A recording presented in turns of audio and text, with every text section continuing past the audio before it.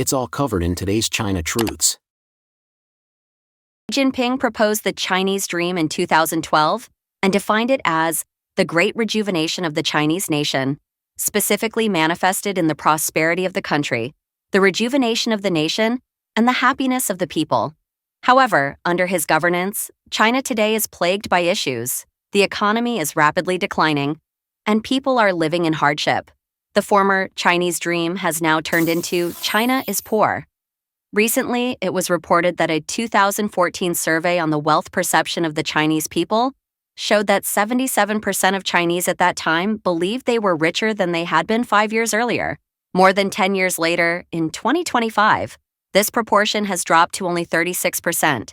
This indicates a rapid shrinking of Chinese people's wealth, with 74% of the population heading towards poverty.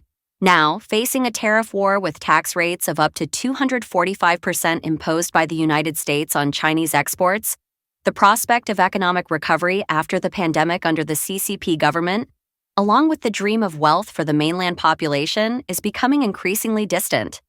Everything is gradually closing in on the Chinese people. A period of hardship and extreme hunger is approaching across the entire land of China under the CCP's unprecedented leadership. Song Guocheng, a senior researcher at the Center for International Relations Research at National Chengchi University in Taiwan, and an expert on Chinese issues and international strategy, pointed out that the Chinese people now face 10 difficulties: difficulty eating, difficulty dressing, difficulty attending school, difficulty finding jobs, difficulty getting married, difficulty having children, difficulty with housing, difficulty getting medical care, difficulty with elderly care, and difficulty with funeral arrangements. These 10 difficulties encompass almost every stage of life, cradle to grave, where everything is difficult. Song Guocheng remarked that China is experiencing a major historical shift from the Chinese dream to Chinese poverty. He used 8 words to describe China's current economy: deep and incurable, and summarized the 10 most worrying phenomena on the mainland. 1. Extreme gap between rich and poor. According to statistics from the Chinese Communist Party government, 960 million people in China have an average monthly income of less than 2,000 renminbi, accounting for nearly 70% of the population. At the same time, 1% of the Chinese population controls 90% of the nation's wealth, while the remaining 99% own only 10%. An extreme disparity between rich and poor. According to World Bank data, there are currently about 200 million people living in poverty in China, and the wealth gap between the richest and poorest families is 359 times. 2. Emergence of the social volcano. According to the Wall Street Journal, a joint survey by Chinese and foreign scholars titled Social Volcano shows that in the past, Chinese people believed poverty was due to personal shortcomings, such as lack of ability or effort. Now they attribute it to unequal opportunities and unfair economic systems. Song Guocheng calls this a social volcano marked by implosive social resentment, which manifests as dissatisfaction with Xi Jinping's system and despair over personal survival. 3. Desperate young people. Recently, a female employee of CICC passed away after struggling with mortgage payments following the collapse of the real estate market.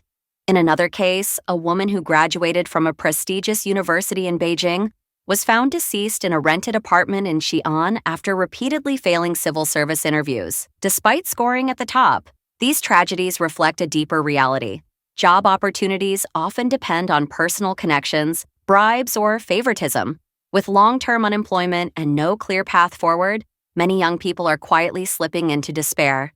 Unable to face the harsh reality and receiving no support from the so-called People's Government, the CCP, they feel abandoned and hopeless. 4. Collapse of the middle class.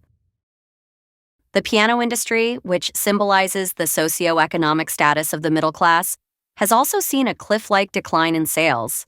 In the past year, 7,000 piano stores in China have closed down. The 2 leading piano brands, Helen Piano and Zhuhai Piano, both reported losses in the first half of this year. In Luoxi Town, Huzhou City, Zhejiang Province, known as the hometown of pianos in China, many piano manufacturers have shut down. This reflects the collapse of the Chinese middle class. 5. The tragedy of the silver-haired generation. Data from the National Bureau of Statistics shows that China currently has 290 million people aged 60 and above. And by 2035, this number will exceed 400 million, reaching 500 million by 2050.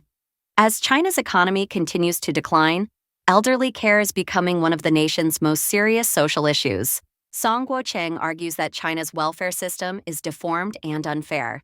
He calls it a wealth-enjoying system, where the rich enjoy high welfare benefits, while the poor are left with scraps.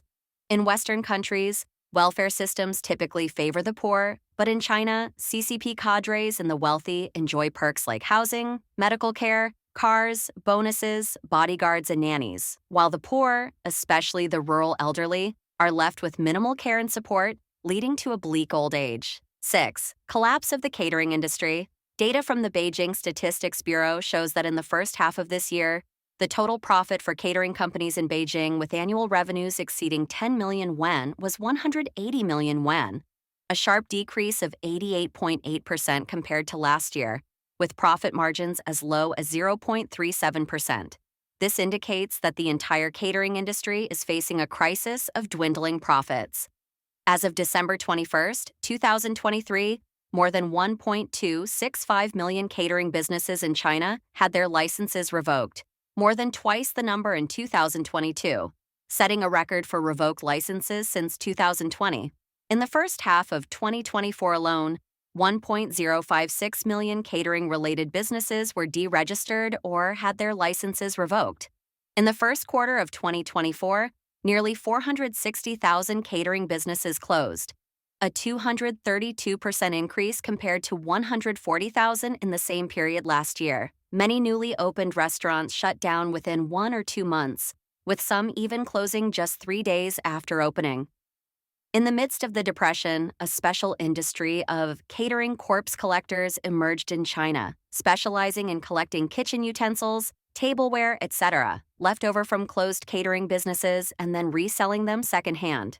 A Guangzhou operator said that since March this year, Guangzhou's catering industry has been caught in a wave of closures, and it is estimated that 40 to 50 sets of catering equipment can be recycled every month, 70% of which come from hot pot restaurants, followed by milk tea shops. 7. Involutionary vicious competition. Due to factors such as overcapacity, insufficient domestic demand, and inventory backlogs, most Chinese companies have resorted to low-price competition and aggressive price wars. Taking the steel industry as an example, statistics from July 2024 show that the profits of key steel enterprises nationwide decreased by 88% year-on-year and 90% month-on-month, leaving them almost unprofitable. Only 1% of enterprises are still making small profits. Another example is the solar energy industry. The prices of the 4 major products, silicon materials, silicon wafers, battery cells, and components, have fallen by 40%, 48%, 36%, and 15% respectively since the beginning of 2024, setting a historical low.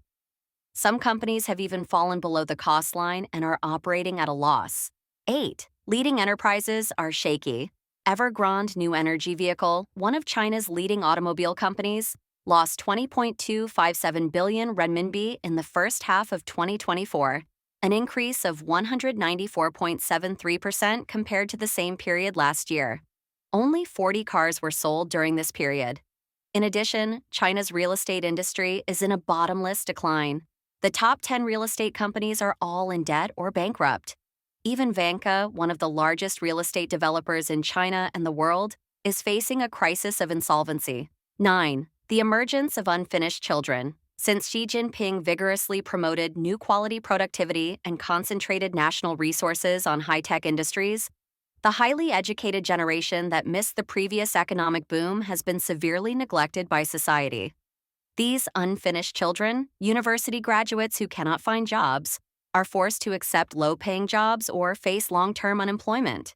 According to statistics, the number of college graduates in China this year has reached a record 11.79 million, while the unemployment rate for urban youth aged 16 to 24 rose to 17.1% in July, the highest level since the beginning of the year. This figure does not include students or the millions of unemployed youth in rural areas. 10. High debt and exhausted finances. As of 2022, the debt of China's central and local governments stood at 114 trillion yuan. The debt of state-owned non-financial enterprises was 220 trillion yuan, and the debt of the financial system was 56 trillion yuan, totaling 390 trillion yuan. This figure is 3 times China's GDP. In other words, China's GDP growth can no longer keep up with the government's fiscal deficit. All of the above phenomena are shocking. Yet, despite the economic downturn and widespread poverty, the CCP continues to spend heavily on various projects to enhance national prestige, such as foreign aid, the China Starlink project, Grand Canal construction, and the Peace Ark operation. While the Chinese people may survive on meager means, China's international status must not be diminished. Song Guocheng bluntly stated that Xi Jinping's Chinese dream is not about improving the lives of the Chinese people, but rather about fulfilling his personal empire dream. He jokingly remarked, "The people are suffering, but the CCP is scattering flowers." In recent years, uninhabited villages and towns have appeared in many parts of China. Netizens can't help but ask, there are no people in Beijing, Shanghai, Guangzhou, and Shenzhen, no people in Jiangsu, Zhejiang, and Shanghai, and even no people in the countryside. Where have all the people gone? Mainland live broadcast host, the whole town, hospitals, schools, banks, public security bureaus, everything, are all abandoned. Recently, a mainland blogger visited Zhongling Town, Nanyang County, Guizhou Province, and found that it was deserted and felt like the end of the world.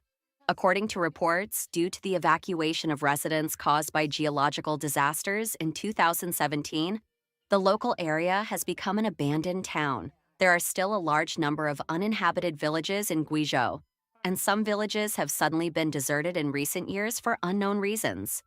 Not only Guizhou, but also Jiangxi, Guangxi, Guangzhou, Fujian, Anhui, Hubei, Hunan, and other places have also seen a large number of villages and towns with no people, or only a few people left. A female live streamer from the mainland. There are only 3 or 2 old people still holding on in such a large village, and there are more stray dogs wandering around the village than people. What happened here? Where did the thousands of villagers go? On April 5th, a female live streamer posted a video lamenting that she found the largest uninhabited village in Fujian, with houses everywhere in the village, and no one knew where the villagers had gone. Many live streamers posted videos saying that a large number of uninhabited towns and villages also appeared on the plains of the 3 northeastern provinces. Xing Tianxing, a political commentator living in the United States. There are no people in the plains of the Northeast. I think there are 3 main reasons. The first is population. That is, the birth rate of the newborn population continues to decline. The second aspect is that a large number of people migrated to the south. The third aspect is the large number of deaths of older people. This has caused some villages or small cities to be deserted. Xing Tianxing said that the economy of the Northeast was not doing well 30 years ago, and many villages in rural and mountainous areas were also empty. Xing Tianxing: I am from Northeast China myself, so I know the reason behind it. It is because the local economy is completely gone. Young people have left and taken their parents with them. The most fundamental reason is the economic decline and the suffering of the people. Then they leave their hometown to seek a way out. In addition to the people who died in natural and man-made disasters that I mentioned, it has led to the current situation. Now, all of China is facing the same problem as Northeast China. Videos posted by bloggers in many places show that the population of cities and towns in China is also decreasing sharply. Many downtowns, shopping malls, and stations that were once crowded with people are now sparsely populated. Bloggers have questioned, where have all the people gone? Chen Shuhan, a columnist for Beijing Spring, the current domestic employment situation is very severe. Please share your thoughts in the comments section below. We will keep reporting on the COVID surge in China, so don't forget to subscribe to our channel and turn on the notification bell to get the latest videos. And thank you for tuning in.